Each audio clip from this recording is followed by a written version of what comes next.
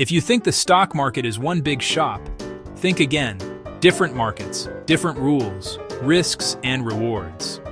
Know where you're shopping before you spend. First, the primary market. Companies sell shares directly in the primary market. IPOs, public offers, rights issues, private placements. You often get fixed, discounted prices. Great if you're a long-term investor. Second, the secondary market. This is the daily trading floor.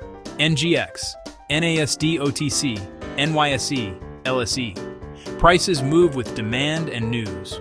More liquidity, more volatility. In Nigeria, NGX is the big, highly regulated exchange, liquid and transparent. NASD OTC is the smaller, cheaper alternative. Less liquid, easier for mid-sized or pre-listing firms.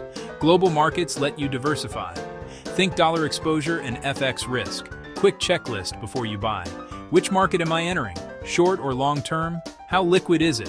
What are the risks? Final thought, there isn't just one stock market. Smart investors pick the right market for their goals.